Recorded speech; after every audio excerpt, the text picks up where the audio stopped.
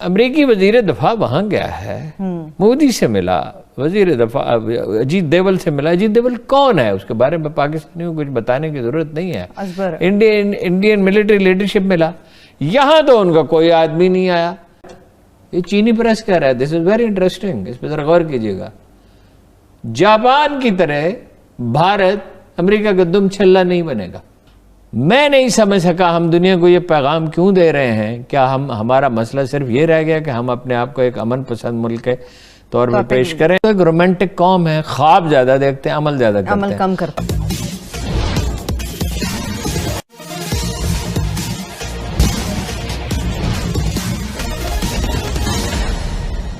सीमा पर शांति बनाए रखने का फैसला हो गया। पाकिस्तान के प्रधानमंत्री और वहां के सेना प्रमुख जनरल कमर जावेद बाजवा ने भारत के साथ पिछली बातों को भुलाकर बातचीत की पेशकश भी कर दी। विदेश मंत्री ने तो एक कदम आगे बढ़ते हुए यह कह दिया कि भारत एक कदम बढ़े तो हम 2 कदम बढ़ने के लिए तैयार हैं। पर इन सब के बावजूद पाकिस्तान को बदले में मिला क्या, यही चिंता पाकिस्तान के लोगों को सता रही है। इसी कारण वहाँ की मीडिया में यह चर्चा का विषय बना हुआ है। इस संबंध में पाकिस्तान के एक जाने माने राजनीतिक विश्लेषक हारून रशीद क्या कहते हैं, आइए सुनते हैं। मैं नहीं समझ सका हम दुनिया को ये पैगाम क्यों दे रहे हैं। क्या हमारा मसला सिर्फ ये रह गया कि हम अपने आप को एक अमन पसंद मुल्क के तौर पर पेश करते रहें और मतलब अपने हकीकी मफादात को नजरअंदाज करें। कश्मीर में क्या किया उन्होंने, क्या रियायत कश्मीरियों को दी है? 80% इंडियन आर्मी हमारे खिलाफ डिप्लॉयड है। अमरीकी वजीर दफा वहां गया है, मोदी से मिला, वजीर दफा अजीत देवल से मिला। अजीत देवल कौन है, उसके बारे में पाकिस्तानियों को कुछ बताने की जरूरत नहीं है। इंडियन मिलिट्री लीडरशिप मिला, यहां तो उनका कोई आदमी नहीं आया। क्या अमेरिका हमें इसके बदले में ऑफर कर रहा है? चीन को इस इलाके का थानेदार बनाना चाहता है, जो मैं आपसे बार बार कह चुका हूं कि नहीं बन सकता। देखिए, चीनी प्रेस में एक बड़े दिलचस्प कुछ तबसरे आए हैं। भारत को उन्होंने कहा कोशिश कर रहा ना कि जापान की तरह भारत, ये चीनी प्रेस कह रहा है, दिस इज वेरी इंटरेस्टिंग, इस पर जरा गौर कीजिएगा।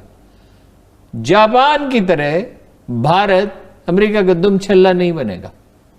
जब चीन में गए अमेरिकी वजीर दफा, तो चीन का, जापान में गए तो चीन का नाम लिया गया, यहाँ चीन का नाम नहीं लिया गया। उसकी वजह क्या है? बड़ी दिलचस्प है। कुदरत के खेल बड़े निराले हैं। बेशक भारत को चीनी सरमाया चाहिए, बरतानिया को भी चाहिए। मैं बात करूंगी, मगर आपको याद है कि सिक्योरिटी डायलॉग में जो बातें हुई और पॉलिसी के हवाले से जो बज़ाहिर तब्दीलियां महसूस हो रही थी, उसके असरात क्या सामने आ रहे हैं और क्या कहा जा रहा है उन तब्दीलियों के बारे में? देखिए, सच्ची बात है, मेरी तो समझ में नहीं आ रहा कि क्या हो रहा है।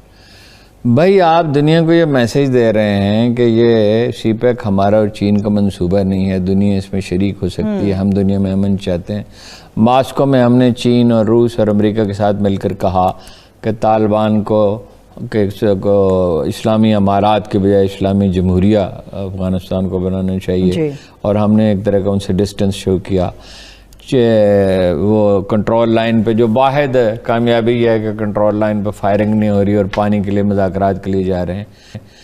लेकिन मोदी से बात की जो बाइडन ने, अमेरिकी वजीर दफा जनरल ऑस्टिन नाम है उनका, वो गए हैं, उन्होंने मिले, वजीर दफा से भी मिले, मोदी से भी मिले, मिलिट्री लीडरशिप से मिले। उन्होंने चीन का नाम तो नहीं लिया, मगर चीन के खिलाफ बात की और ये कहा कि मालूमात का तबादला होगा। आपको पता है उस साइबर जो मामलात हैं, ज़ाहिर है चीन की तरफ इशारा था कि उसमें हम ताबन करेंगे। ये आपको मालूम है कि पहले ही दोनों मुल्कों में मुआहदा हो चुका है कि वो एक दूसरे के हवाई अड्डे इस्तेमाल कर सकते हैं, इंटेलिजेंस शेयरिंग का मुआहदा हो चुका है।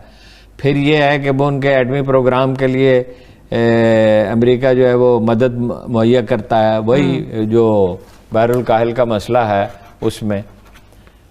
तो पाकिस्तान को मिला क्या है, हासिल क्या हुआ, कौम को एतमाद में लेके बताया जाए कि क्या हासिल हुआ है। पाकिस्तान को मिलेगा क्या? ये पानी पे जो मुज़ाकरात हो रहे हैं, ये तो नतीजा आएगा तो हम देखेंगे वो लद्दाख में जगह जगह पे डैम बना रहे हैं, जो असल में यूब खान ने मुआहदा किया था तो वो बहुत केयरफुली नहीं किया गया था। 3 मगरबी दरिया यानी ब्यास, रावी और सतलुज, ये तो उनके हवाले कर दिए गए, और जो मशरकी दरिया सिंध, चनाब और झेलम वो पाकिस्तान के हिस्से में। मगर उसमें कहा गया कि इसमें इंडिया का कुछ हिस्सा होगा। वो कुछ लोग तो कह रहे हैं 20%, कुछ लोग कह रहे हैं उससे कुछ कम है। भाई उसमें हमें मलहूज रखना चाहिए था कि कम से कम ये दरिया जहाँ हमारे सरहदी इलाकों को छूते हैं उनके लिए तो कुछ पानी का हम मुतालबा करते हैं। अयूब खां बाद औकात बड़ी फैयाजी का मुजाहरा करते थे, अगरचे वो उनके ज़माने तरक्की तो उन्हीं के ज़माने में हुई, बाद में तो खैर सनती तरक्की और ज़री तरक्की तो बाद में तो फिर हाल ख़राब ही रहा, बस ज़्यादा से ज़्यादा फायर फाइटिंग हुई और कभी कभी फ़ौजी हुकूमतों के ज़माने में माशी तरक्की की रफ्तार बढ़ गई, सिविल हुकूमतों ने तो तबाह ही किया मीशत को। हालांकि सारी तारीख़ में हमेशा सिविल अदवार ही में माशी तरक्की हुई है। अब नेहरू ने उस वक्त प्लान किया कि जहाँ जहाँ डैम है, जहाँ जहाँ पानी है, वो इस तरह प्लान किया जाए।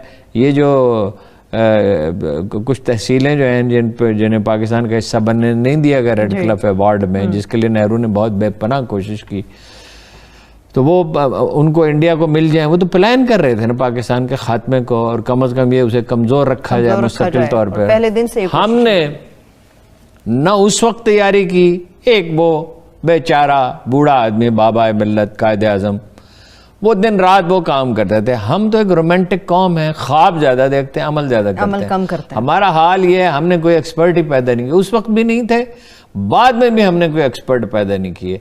जब हम एतराज़ात करते हैं तो हम उस पर कोई रियाजत नहीं करते और दुनिया हमारी बात नहीं मानती है।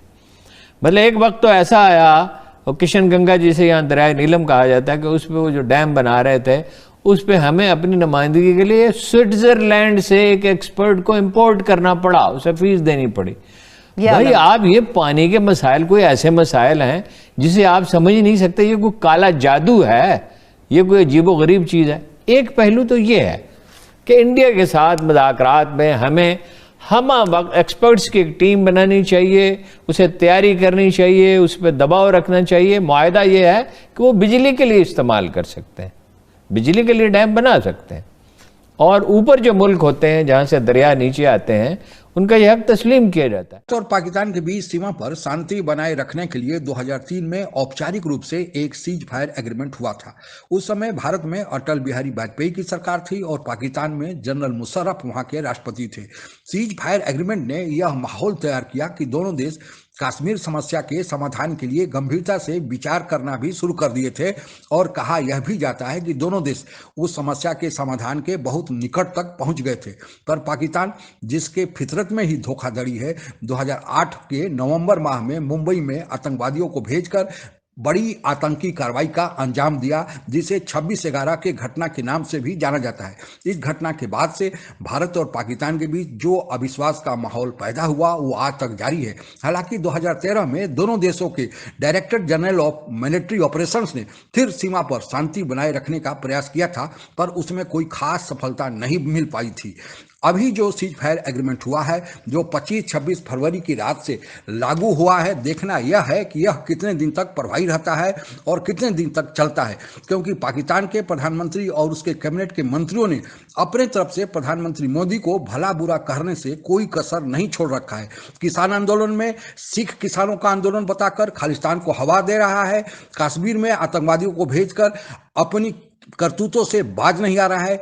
इस सीज फायर के चलते उसमें क्या फर्क पड़ेगा, यह देखने वाली बात है। राजनीतिक पंडितों का यह मानना है कि इस सीज फायर में एक बड़ी बात यह है कि पाकिस्तान के वर्तमान आर्मी चीफ जनरल बाजवा ने इसकी पेशकश की है, इसलिए लगता है कि इसकी आयु बड़ी होगी। हम आशा ही कर सकते हैं कि पाकिस्तान को समझ आ जाए और बजाय भारत के मामलों में दखल देने के, भारत विरोधी कार्रवाई करने की, अपनी देश की समस्याओं पर ध्यान दे। नहीं तो भारत के खिलाफत करते करते भारत का तो कुछ नहीं होगा, पर ऐसा न हो कि पाकिस्तान में एक बांग्लादेश के बजाय 4-4 बांग्लादेश बन जाए। आज के लिए बस इतना ही। आप अगर हमसे जुड़ा रहना चाहते हैं तो कृपया मेरे चैनल को सब्सक्राइब करें तथा बेल आइकन भी दबा दें, ताकि नई वीडियो की जानकारी तुरंत आप तक पहुंच जाए। धन्यवाद। जय हिंद।